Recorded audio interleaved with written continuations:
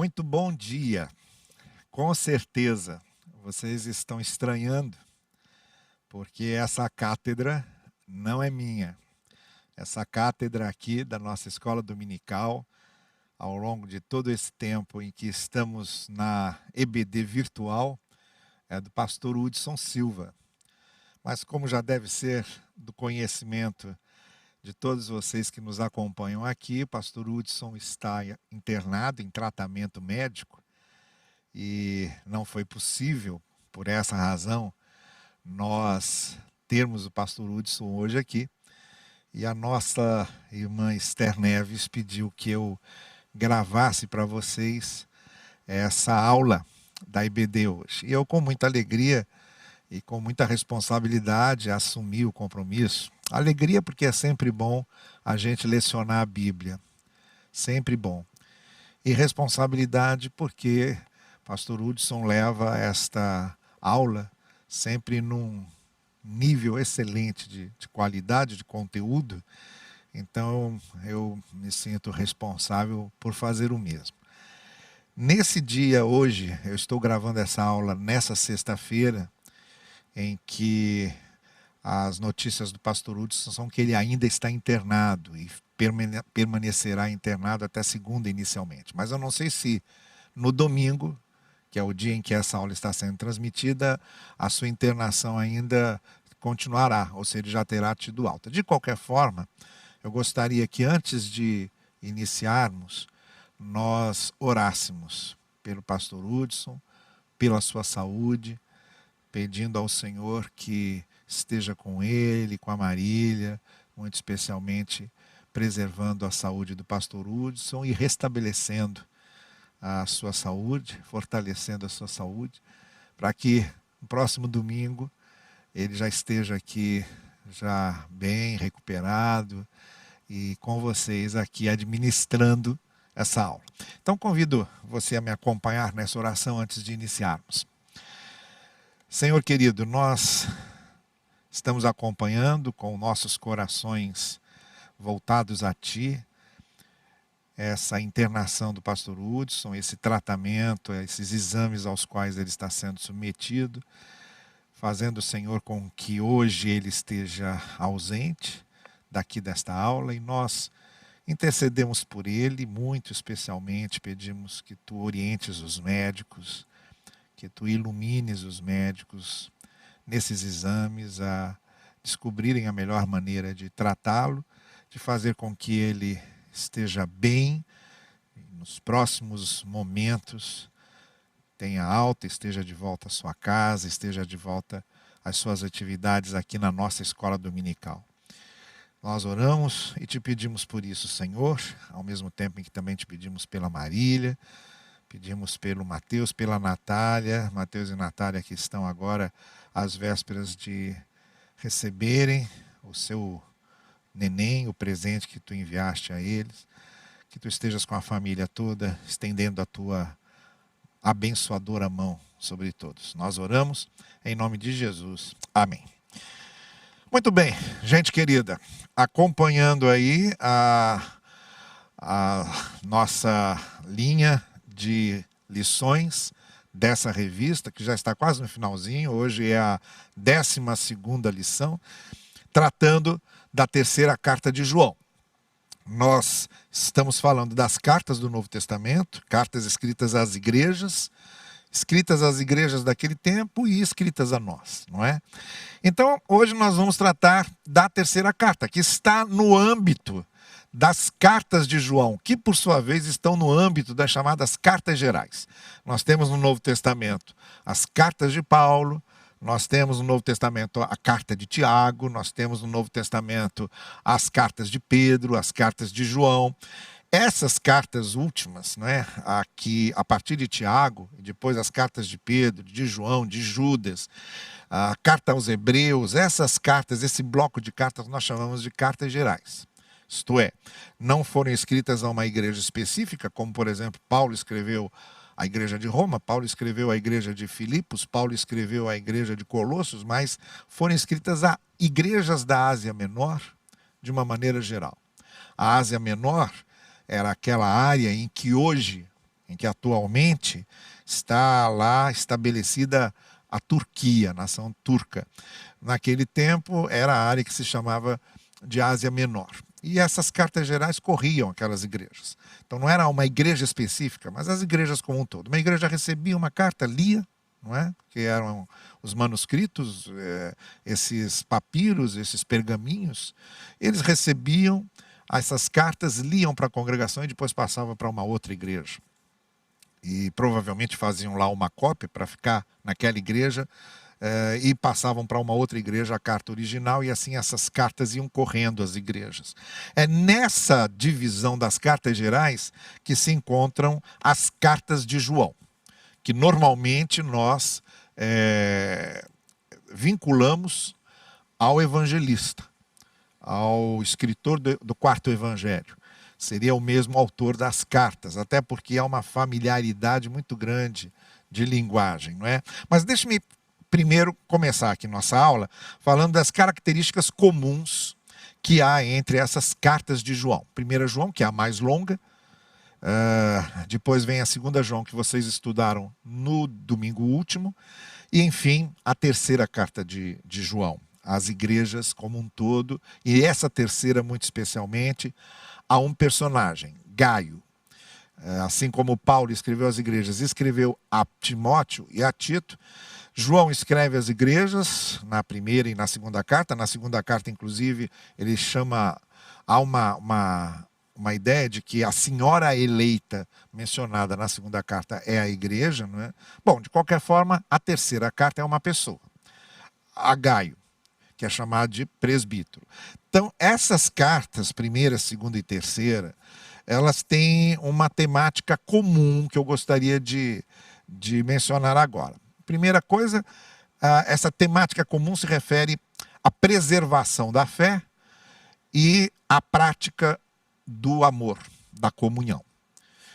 Nas três cartas, a gente vê isso aparecendo de maneira muito mais extensa, muito mais abrangente na primeira carta, que é a maior, em que João vai fazendo uma intercalação aí entre fé e amor. Fé e amor. Fala coisas que se referem à preservação da fé, à fidelidade ao ensino apostólico e ao amor à comunhão da igreja. Eu já fiz aqui há pouco tempo ainda, quando estávamos aqui presencialmente, eu fiz uma série sobre a primeira carta de João, em que eu mostrei exatamente isso. Como ele vai e vem, né? Vai, trata da fé, vem, trata do amor, depois volta a tratar da fé. De alguma maneira, esses temas continuam aparecendo na segunda e na terceira carta, obviamente com ênfases diferentes. Então temos uma temática comum nessas cartas de João, que são a fé e o amor. A segunda coisa dessas características comuns, a segunda característica comum, são expressões que João usa aqui. Há várias expressões usadas na primeira carta de João que são usadas no Evangelho. E há várias expressões que são usadas na segunda carta de João, que também são usadas na primeira carta e no Evangelho. Na terceira carta de João, há inclusive duas expressões idênticas às que foram usadas na segunda carta. Eu chamo a sua atenção para o verso 2 de 2 João e o verso 2 de 3 João, quando aparece a expressão "a quem amo na verdade". Então, 2 João, que também é uma carta só em versículos, sem capítulos, no verso 2 aparece lá essa expressão, "a quem amo na verdade". E no verso 2 da terceira carta aparece a expressão "a quem amo na verdade", se referindo ao presbítero Gaio. A outra expressão aparece no verso 4, quando ele diz o seguinte: andando na verdade, estão andando na verdade. E na segunda carta, também no verso 4, essa coincidência de ser lá mais ou menos na mesma altura, ficou lá no verso 4 das duas cartas, a expressão andando na verdade também aparece. Então fica óbvio que são duas cartas não só muito semelhantes na linguagem, no ambiente, mas também muito semelhantes, até porque usam expressões rigorosamente iguais. Tudo isso é prova abundante de que se trata do mesmo autor, da mesma fonte autoral, não é? E também temos a data, que é uma outra característica comum aí nessas cartas. As três cartas teriam sido escritas na mesma época. Os críticos bíblicos atuais, contemporâneos, têm datado aí essas cartas do ano 85 até o ano 90 depois de Cristo, aproximadamente aí nessa faixa, 95 no máximo, tá bem? Então temos aí essas características comuns que fazem parte desse bloco que nós chamamos de Cartas de João. A segunda coisa que eu quero observar com vocês é o esboço da terceira carta. Como é uma carta muito breve, ela é um pouquinho maior que a segunda carta. A segunda carta tem 13 versos, essa tem 15 versos. Pouco maior, só algumas palavras a mais, mas são essas duas cartas muito breves, muito enxutas, né? Muito objetivas. Não seria assim nenhuma carta, seria quase que um bilhete se comparado com a primeira, se comparado, por exemplo, com a carta aos Romanos, que é imensa. Seria lá quase que um bilhete que João está enviando lá a Gaio. Temos aqui, podemos traçar o seguinte esboço da segunda carta. Uma saudação, que é feita nos versos 1 e 2, em que Gaio é saudado, presbítero é a palavra grega que se refere ao líder, ao supervisor, ao administrador da igreja ali, ao pastor, né, da igreja, a outros ambientes em que a palavra usada é a palavra episcopos, que é a palavra bispo. Há outros ambientes em que a palavra usada é a palavra ancião, para se referir aos líderes, pastor. Não há uma uniformidade nessas igrejas do Novo Testamento, nesses detalhes formais. Pelo contrário, há até uma grande diversidade. Uma delas é como chamavam seus líderes. Então, algumas chamavam de bispos, outros de presbíteros, outros de ancião e assim ia. Não é? Aqui, João está se referindo ao presbítero Gaio, que seria então o líder daquela igreja, daquela comunidade a qual João está fazendo referência aqui, que poderia até ser a mesma comunidade da segunda carta. E essa terceira carta é para o líder dessa comunidade. Então há uma saudação nos 2 primeiros versos, em que Gaio também é chamado de amado, não é? O que denota assim, um certo convívio mais íntimo com João. Depois nós temos um elogio a Gaio, o presbítero, no que se refere à sua conduta, ao seu trabalho, à sua postura. Nós vamos ver isso com mais vagar daqui a pouquinho. Depois desse elogio a Gaio, vem uma crítica a Diótrefes, que é o segundo personagem que aparece nessa carta. Gaio é elogiado, Diótrefes é criticado no sentido mais negativo da expressão. Há aqui palavras de condenação a certa postura, a certa atitude, a certo comportamento desse segundo personagem, Diótrefes, nos versos 9 e 10. Depois, Paulo volta a elogiar Gaio, a falar de Gaio como pessoa e com o trabalho que ele realiza, tratando como um exemplo para os fiéis, e introduz aí um terceiro personagem dessa carta, que é Demétrio, que também é elogiado por ele, e Demétrio aqui faria o contraponto a Diótrefes. Tudo que João critica em Diótrefes, ele elogia em Demétrio, na maneira como Demétrio se comportava aqui nas mesmas condições, nas mesmas circunstâncias em que estavam. Então, nos versos 11 e 12, vem essa palavra muito amorável, amigável, para Gaio e para Demétrio. E, enfim, nos versos 13 e 14 até o 15, nós temos a conclusão, o desfecho, tá bem? Com aquela saudação final, aquela expectativa de se verem em breve, e palavras que encerram ali a carta com a saudação muito costumeira daquela época. Então, este é o esboço. Então, é um esboço, de certa forma, contido, resumido, porque é uma carta enxuta, contida e resumida.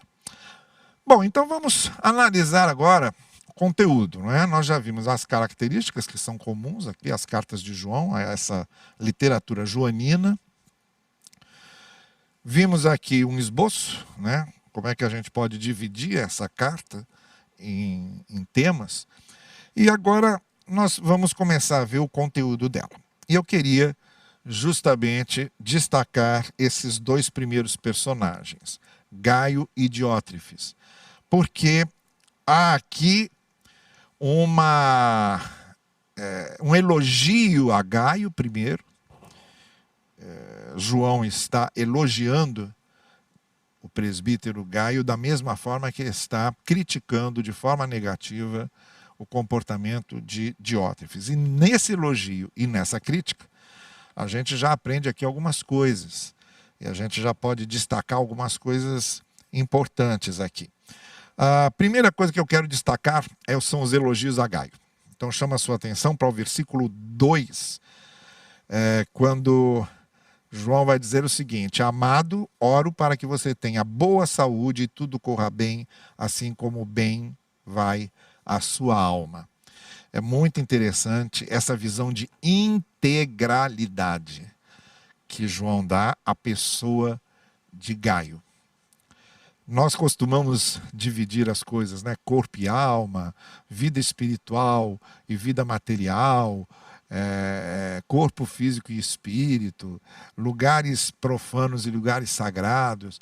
Eu gosto dessa integralidade que é mostrada aqui nessa palavra de saudação de João a Gaio e nessa referência que ele faz a Gaio: olha, você todo está bem. A sua saúde está bem, a sua alma está bem, você de maneira integral, você se cuida de maneira integral. Você cuida da sua saúde mental, cuida da sua saúde emocional, cuida do seu corpo, cuida da sua espiritualidade, da sua comunhão com Deus. Está tudo muito bem tratado e cuidado. Lembra muito uma palavra de Paulo aos Tessalonicenses, capítulo 5, e Deus abençoe vocês integralmente. Há uma outra tradução para a palavra que ele usa, que seria a palavra conjuntamente, de maneira harmoniosa, corpo, alma e espírito. Então, Paulo não compartimentaliza essas coisas, não departamentaliza essas coisas, corpo uma coisa, alma outra, espírito. Não, que Deus abençoe vocês em tudo, conjuntamente. Essa integralidade do ser humano, então, é elogiada aqui em Gaio. E ela já nos serve aqui como um alerta, não é? Para que nós, na nossa vida, não fiquemos separando as coisas por área. Nós somos uma pessoa integral, corpo, alma, espírito, emoções, intelectos. É a pessoa. E é a pessoa que pertence a Deus, que segue a Cristo, que participa de uma igreja, que dá testemunho, que está aí envolvida na vida social, a pessoa como um todo. Então, assim como João se refere a Gaio de forma integral, a pessoa como um todo, tudo ali consagrado a Deus, intelecto, físico, espiritualidade. Então, tudo está ali diante de Deus e João diz: eu fico muito grato em ver que você está indo bem, tanto na sua saúde quanto na sua espiritualidade. Tudo está muito bem de forma conjunta. Então isso é um alerta muito importante para a gente, né? A gente mantém tudo de uma forma conjunta. É bom que o ser, que a pessoa como um todo esteja bem. E é muito, muito proveitosa essa primeira palavra de João a Gaio. A segunda coisa que eu quero destacar está no verso 3, quando João diz assim: muito me alegrei ao receber a visita de alguns irmãos que falaram a respeito da sua fidelidade, de como você continua andando na verdade. Isso quer dizer que Gaio era um exemplo e uma testemunha. Um exemplo bom, uma testemunha saudável para os outros. Então, o elogio que João faz a Gaio é dele estar sendo um exemplo de conduta, de comportamento. Ele diz literalmente a alguns irmãos que falam a respeito da sua fidelidade, de como você anda na verdade. Quer dizer, a gente sendo boa referência para os outros. E a gente fazendo com que os outros se refiram a gente como um exemplo, como um testemunho que faz bem a eles. E esse é um lugar que nós temos de ocupar sempre na nossa conduta, no nosso comportamento, na nossa postura como discípulos de Jesus, como cristãos, que é esse lugar de exemplo, de testemunho, para que nós motivemos outros a andar nos caminhos do Evangelho, nos caminhos do Senhor. E a gente mostra, olha, como fazemos, como somos o que somos e fazemos o que fazemos por causa do Evangelho na nossa vida. Então é dessa forma que Gaio também elogia, que João também elogia Gaio, por ser um exemplo, por ser uma testemunha das coisas boas que o Evangelho pode fazer na vida. Aí eu chamo a sua atenção para o versículo 4. E no versículo 4 a gente lê o seguinte: não tenho alegria maior do que ouvir que meus filhos estão andando na verdade. Meus filhos aí, porque provavelmente Gaio era filho na fé de João. Com quase toda certeza, foi João que o evangelizou, João que o discipulou, né? Ele o tem como uma espécie de filho espiritual. Ele diz: é muito bom saber que meus filhos, aqueles que eu discipulei, aqueles que eu levei ao conhecimento do Evangelho, me dão esse motivo de alegria. E é importante que a gente aprenda essa terceira lição, além da integralidade, além do exemplo, nós sermos motivo de alegria para nossos pais, não é? Verem que valeu a pena investir na gente, nos educar, sejamos motivos de alegria para as pessoas que convivem conosco, que tenham prazer, tenham alegria com nossa presença. Motivos de alegria para as pessoas que acreditaram em nós e que nos estimularam, nos motivaram e hoje olham para a gente e dizem assim: valeu a pena, tá aí, valeu a pena eu ter investido nessa pessoa, eu ter motivado essa pessoa. Então, uma coisa gostosa a gente saber que é motivo de alegria dos outros, motivo de satisfação, motivo de contentamento, que os outros podem se orgulhar de nós, do que somos. Não é nada melhor para nossos pais, para nossos amigos, nossos professores, nossos irmãos em Cristo, pessoas que nos ajudaram na vida, verem que valeu a pena. E nós sermos esses motivos de alegria para eles. Que coisa gostosa, né? O Gaio recebeu uma carta dessa e ler lá que o seu discipulador, que o seu primeiro pastor, que o seu evangelizador pode se alegrar do que ele era e reconhece que valeu a pena investir nele. Como a gente pode ser motivo de alegria para os nossos, não é? Para aqueles que convivem conosco. E além da integralidade do exemplo e do motivo de alegria, eu quero destacar os versos 5 a 8, que vai tocar no ponto mais central do tema dessa carta, e que começa a ficar muito claro qual era o motivo pelo qual João escreveu essa terceira carta. Quando João diz o seguinte: olha, você é fiel fazendo pelos irmãos, apesar de não os conhecer, você tem feito muito por eles. Eles falaram à igreja a respeito desse seu amor. Você fará bem se os encaminhar em sua viagem de modo agradável a Deus, pois foi por causa do nome aqui aparece com N maiúsculo, que se refere a Jesus, que é chamado em Atos também de o caminho, aqui ele é chamado de o nome, provavelmente está vinculado com a questão do próprio nome de Deus, que era um nome sagrado, né? O eu sou, Jesus também é o nome de Jesus, que eles saíram sem receber ajuda alguma dos gentios. É, pois, nosso dever receber com hospitalidade irmãos como esses, para que nos tornemos cooperadores em favor da verdade. Aqui aqui João usa duas expressões que eu quero destacar: hospitalidade e cooperadores. Está se referindo àqueles que proclamam o nome. Provavelmente, com quase toda certeza, está se referindo a evangelistas itinerantes, a missionários itinerantes, que, como os missionários que conhecemos hoje, saem proclamando o evangelho, não é? E quando chegaram lá, na igreja da qual Gaio era presbítero, Gaio fez questão de recebê-los. E as pessoas ali da igreja fizeram questão de recebê-los. E João, então, elogia essa hospitalidade e cooperação de Gaio na causa.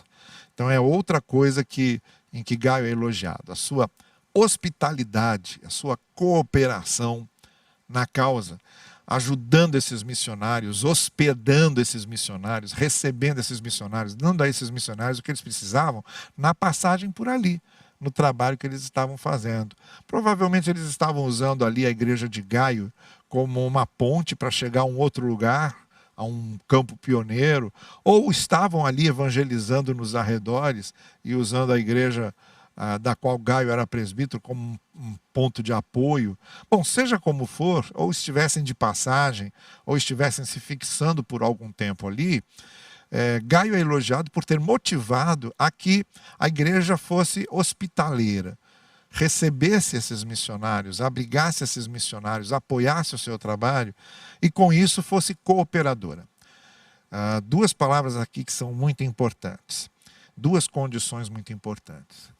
A nossa condição de acolhimento, de hospitalidade.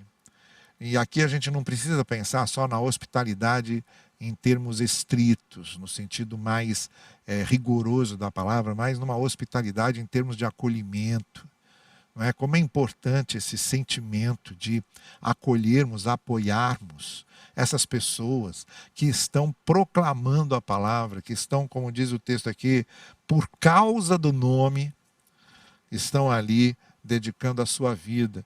De várias maneiras nós podemos demonstrar esse sentimento de hospitalidade, esse sentimento de acolhimento, não é? Para que as pessoas, nas suas necessidades, se sintam acolhidas, recebidas pela igreja. E a outra palavra é cooperação. Quando a gente faz isso, nós estamos cooperando com a obra. Quando participamos da obra missionária, estamos cooperando com a obra. Quando nós damos testemunho, demonstrando amor e graça para com as pessoas, nós estamos cooperando com a obra. Quando nós acolhemos, a gente está participando da obra como cooperadores.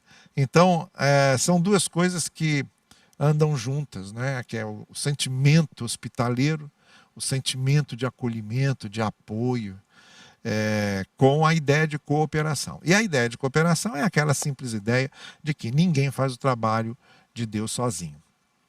Ninguém consegue puxar as redes sozinho. Como a gente vê lá em Lucas 5, muitos peixes na rede, Pedro chama os seus companheiros, começa a puxar a rede junto com os seus companheiros, porque se quisesse puxar sozinho, a rede arrebentaria e os peixes se perderiam. Cooperação significa isso. A consciência de que ninguém faz a obra de Deus sozinho. Nós precisamos uns dos outros. Precisamos dessa cooperação, que vem da palavra comunhão, que é operar junto em comunhão com alguém, em parceria com alguém. Então, João faz menciona essas duas qualidades de Gaio, a hospitalidade, a cooperação na causa. Então, temos aqui esse primeiro conteúdo da carta, que é a ideia dos elogios feitos a Gaio e de qualidades de Gaio, que acabam nos servindo também como parâmetros para a nossa própria conduta, para o nosso próprio comportamento. Mas, como eu disse, a carta não é só elogio a Gaio, a carta é também uma denúncia do comportamento de Diótrefes, que então é o segundo personagem que aparece aí. E logo depois, nos versos 9 e 10, João vai fazer referência a esse Diótrefes, que vai exatamente na contramão de onde Gaio estava indo. Assim como Gaio era hospitaleiro e cooperador, o Diótrefes, que era da mesma comunidade, remava contra. Fazia o contrário, desfazia aquilo que Gaio estava fazendo. Então fica muito claro nos versos 9 e 10, né, o que Diótrefes representa aqui. Escrevia a igreja, mas Diótrefes, que gosta muito de ser o mais importante entre eles, não nos recebe. Aqui a gente percebe uma primeira crítica logo de saída feita a Diótrefes, que é a sua arrogância, a sua vaidade, o seu egoísmo. E o fato de gostar de ser o mais importante entre eles é que acaba sendo a grande motivação para o que ele fazia. Só a sua opinião é que prevalecia, só seus pensamentos é que valiam, só os seus gostos é que deviam ser levados em consideração, só a sua visão é que valia. E aí o pior não é isso, que se pelo menos fosse uma visão boa, aí ainda vai, mas o pior é que era uma visão ruim. Então, quando o Diótrefes dizia, o que vale aqui é minha visão, ele queria ser o primeiro, queria sempre dar a primeira palavra, queria que todo mundo apoiasse o que ele falava. Se ainda fosse coisa boa o que ele dizia, tudo bem, ainda vai. Mas o pior é que era coisa ruim, ele desfazia o bom trabalho que Gaio estava fazendo. Então, enquanto Gaio era hospitaleiro e cooperador, né, por causa da sua arrogância e por querer ser o mais importante entre eles, querer sempre impor a sua vontade e sua visão das coisas, Diótrefes estava justamente fazendo o contrário de Gaio, no sentido de que, João diz, eu chamaria a atenção dele para o que está fazendo com suas palavras maldosas contra nós. Não satisfeito com isso, ele se recusa a receber os irmãos, impede os que desejam de recebê-los e os expulsa da igreja. Então, esses que vinham proclamar o nome, que eram esses missionários evangelistas itinerantes, esses aí, em vez de dar apoio a eles, Diótrefes os expulsava, arrumava encrenca com eles e estimulava a igreja a não acolhê-los. A gente não tem aqui uma explicação mais detalhada de João, e por que Diótrefes fazia isso, mas fica muito claro que é malícia mesmo, é uma coisa de maledicência do Diótrefes, porque o verso 11 diz, para Gaio, não imite o que é mal, mas sim o que é bom. Quer dizer, do ponto de vista de João, aquela atitude, aquele comportamento de Diótrefes tinha uma motivação, que era a maldade. Não é? Era a maldade que vinha da sua arrogância. Provavelmente porque era o único ali que queria aparecer, ele não admitia que ninguém mais aparecesse no lugar dele. Provavelmente era o único que queria ter a simpatia dos irmãos, o amor dos irmãos. Ele não gostava de que dividissem essa simpatia e esse amor com mais ninguém. Provavelmente vinha dessa maldade egoísta, vaidosa, arrogante. E aí, a crítica que João faz a Diótrefes é exatamente nesse sentido, de ir lá na ferida da coisa, no coração do problema. Ali o que é que o coração dele é mau. O coração dele é que o motiva a essas ações más, porque o seu coração é mau. E qual era a maneira dele demonstrar essa maldade? Justamente, assim como o Gaio servia de ponte, ele servia de obstáculo. Ele servia de pedra de tropeço. No verso 10, lá no finalzinho do verso 10, fica claro lá, ele se recusa a receber esses irmãos. Ele, em vez de unir, ele parte. Ele, em vez de conciliar, ele divide, ele rompe. Então, na verdade, ele era uma pedra para que os outros tropecem, e não uma ponte para que os outros passem, não é? Então, nesse caso, Diótrefes entra aqui como um segundo personagem depois de Gaio, mas um personagem negativo, que serve de exemplo ruim. Gaio era um exemplo bom. E lá Diótrefes era um exemplo ruim. Outro exemplo bom que aparece, aí aparece o terceiro personagem, é Demétrio. E agora, com a referência aqui a Demétrio, João faz algumas orientações a Gaio e a Demétrio, que servem também de lição para a gente, tá bem? Mas antes disso, deixe-me dizer aqui de que forma esse elogio de João a Demétrio agora, junto com o elogio a Gaio, servem como exemplo para desdobrar as outras coisas. A grande questão aqui é que, assim como Gaio e Demétrio trabalham para receber, o Diótrefes trabalha para expulsar. Então, há pouco tempo aqui eu fiz um uma série sobre o livro do Miroslav Volf, Abraço, Exclusão e Abraço, né? Então, usando aquela linguagem, a gente pode dizer que Gaio e Demétrio trabalham para abraçar, Diótrefes trabalha para excluir, para apartar, para manter fora da comunhão. Então são duas forças, uma que inclui e outra que exclui, uma que abraça, a outra que rejeita. É aqui que temos a representação, né, dessas duas forças. Como num alerta, dizendo, olha, às vezes numa igreja a gente tem também essas duas forças operando. Pessoas que estão dispostas a acolher, perdoar, demonstrar misericórdia, demonstrar cooperação, demonstrar compreensão, e pessoas que estão dispostas só a julgar, a pisar em cima, a acusar. Essas duas forças seguem juntas, não é? Estão sempre em oposição, mesmo na comunidade eclesiástica, mesmo no ambiente da igreja, como acontecia aqui. Diótrefes não era de fora da igreja, ele era de dentro. Então é uma palavra de advertência que na comunidade eclesiástica, às vezes a gente tem essas duas forças, né, que se antagonizam, que se opõem. Uma reproduzindo o evangelho que recebe, a outra reproduzindo a malícia que expulsa, que exclui. Mas eu quero aqui mencionar, nessa palavra de João a Gaio e Demétrio agora, alguns tópicos sobre orientações que servem aqui para todo mundo, né?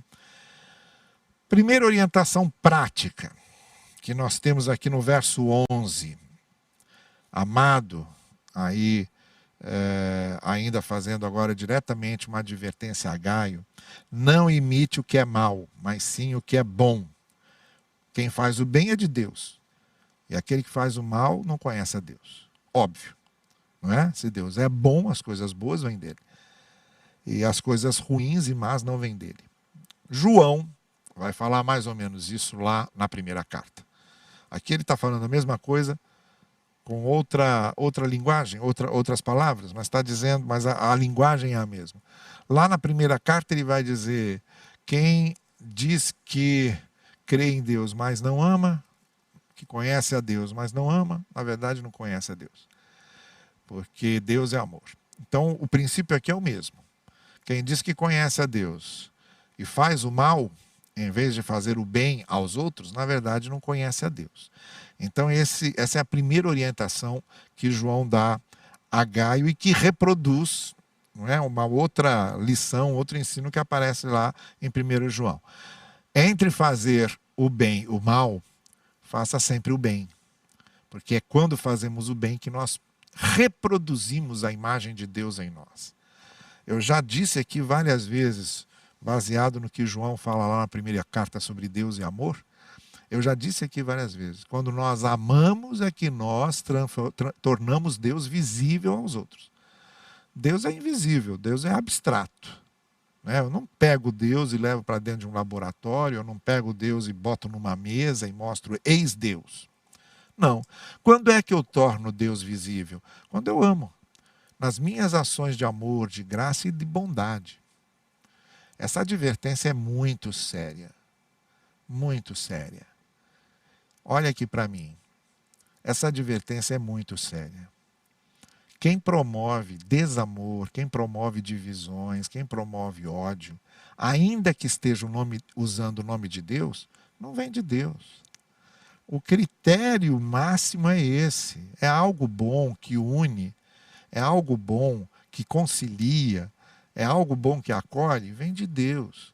É algo que mesmo em nome de Deus divide, persegue, odeia, não vem de Deus. Então, estimular ações de ódio, estimular ações de rupturas, estimular ações de perseguição, não vem de Deus. Então, a primeira orientação é essa: faça o bem, sempre.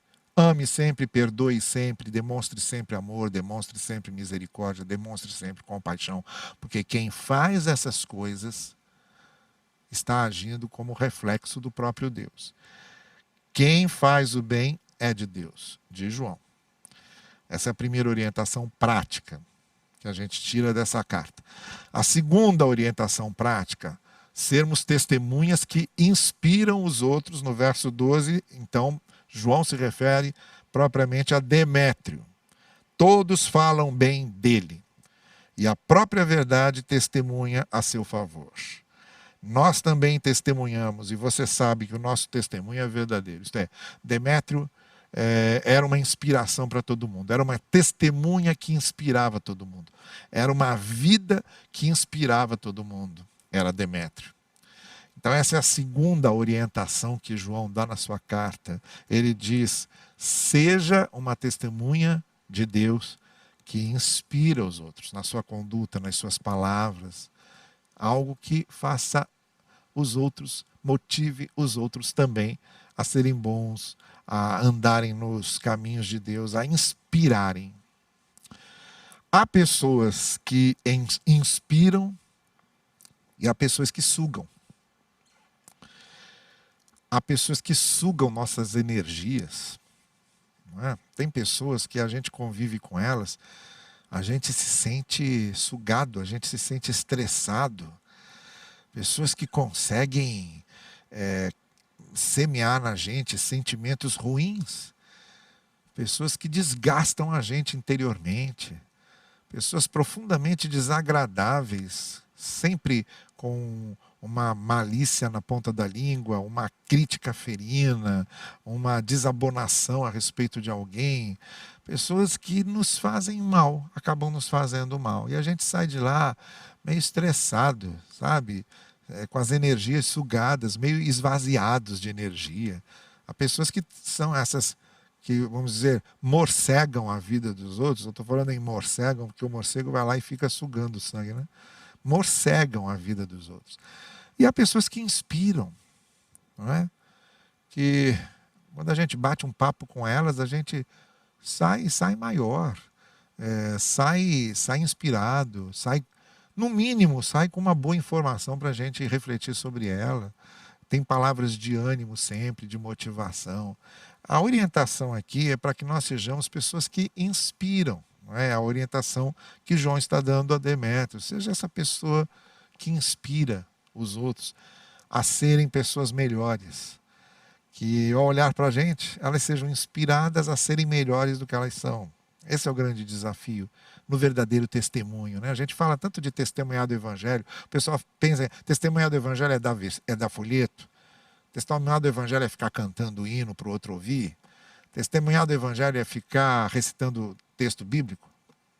Testemunhar do Evangelho é inspirar os outros, é ser uma vida que inspira os outros. Isso é verdadeiro testemunho do Evangelho. Essa é a segunda orientação que João dá.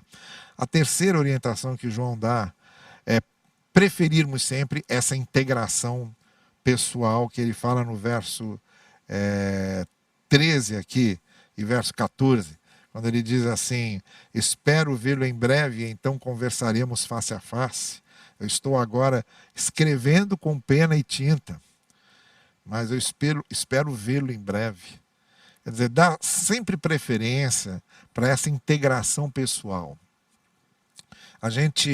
Eu tenho percebido muito que diante da tela de um computador, nós somos capazes de dizer a alguém o que a gente nunca diria cara a cara, o que a gente nunca diria olhando nos olhos. Então talvez seja por isso que João esteja dizendo aqui, prefiram sempre a troca pessoal, não é? Prefiram sempre as coisas que a gente pode falar olhando nos olhos, vendo o gesto das pessoas, vendo a reação da pessoa. Porque você ir para a tela do computador e despejar e vomitar ali tudo o que você quer dizer é muito fácil. Não é? Você fecha a tela e resolve o problema. Mas às vezes muita coisa se dilui ali no face to face, né? Ali no cara a cara, aquela integração pessoal. A integração pessoal é sempre melhor, porque na integração pessoal a gente ouve o que a pessoa tem a dizer, raciocina com ela, né? Compreendemos o que a pessoa está dizendo, tem o tom de voz, tem o olhar, tem o gestual. A comunicação é inteira, é no corpo todo.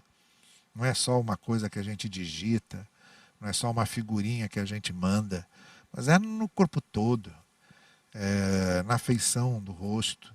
É muito, muito mais abrangente, muito mais completa a comunicação, como João diz assim, diz aqui, conversaremos face a face. Eu estou ansioso por esse dia, João diz, em que não vou precisar mais ficar só com carta, aqui através dos meus escritos, mas vou poder falar com você cara a cara, face a face. Então, prefiramos sempre, quando precisamos resolver certas coisas, principalmente adequar nossas opiniões e resolver certos conflitos, prefiramos fazer isso pessoalmente, porque a abrangência da comunicação é sempre melhor. Essa é a terceira orientação que João dá. E por fim, a última coisa que João diz ali no verso 15, eu botei errado aqui na nossa, na imagem aqui que vocês estão acompanhando, na verdade é o verso 15, quando João está dizendo, a paz seja com você. Então podemos resumir nessa saudação final todas as outras orientações, que enfim, nós hajamos como instrumentos de paz sempre. Vamos lembrar que João está tecendo aqui a diferença entre a postura de Diótrefes e a postura de Gaio e Demétrio. E nessa diferença de postura, o que fez o diferencial principal, essencial aqui entre os dois, foi que havia pacificação em Gaio e Demétrio. Eles é que promoveram a verdadeira paz, na sua atitude hospitaleira e cooperadora e comunitária. E aqui João encerra essa terceira carta com essa saudação final que acaba resumindo todo o espírito dessa terceira carta, né? A paz de Deus esteja com vocês. Quando é que a paz de Deus está com a gente? Quando nós somos instrumentos da paz de Deus. Uma outra coisa que eu vivo dizendo, paz não cai do céu. Paz é uma coisa que acontece nos encontros. Paz é uma coisa que acontece quando transformamos desencontros em encontros ou em reencontros. E dissoluções em conciliações e reconciliações. Quando fazemos essa transição, é que nós somos instrumentos de paz e nós estabelecemos a paz. Então não adianta ficar pedindo, Senhor, derrama a tua paz sobre nós. Há uma saudação, né, que alguns evangélicos fazem sempre, a paz do Senhor. A paz do Senhor não é uma saudação apenas. E não é saudando com a paz do Senhor esteja com você, que a gente, num passe de mágica, faz a paz do Senhor estar ali. Não. A paz do Senhor se estabelece quando nós assumimos posturas de paz. Porque a paz do Senhor, ela se manifesta através de nós, através das nossas posturas de paz. E essa é a orientação final que João está dando quando ele diz a paz do Senhor esteja com você. Ele está dizendo, continue sendo esse instrumento de paz, Gaio, e por extensão Demétrio, esse instrumento de paz que vocês foram, acolhendo, hospedando, recebendo, criando pontes, intercalando, juntando, somando e fazendo com que componham esse ambiente comunitário de comunhão, que a paz do Senhor esteja agindo através de vocês. É a mesma coisa que eu desejo no final dessa nossa 12ª lição sobre a terceira carta de João, que a paz do Senhor esteja com você, no sentido de que você seja um instrumento da paz do Senhor, junto a todos aqueles que convivem com você. Estas são as lições da terceira carta de João, estas são as lições desse estudo 12 da nossa escola bíblica dominical. E eu agradeço a Deus pela vida de todos vocês, que Deus os abençoe e muito especialmente que Deus restabeleça a saúde do pastor Hudson, o nosso professor aqui, que logo o tenhamos de volta, continuemos orando por ele. Deus abençoe a todos vocês, um bom final de domingo para todos.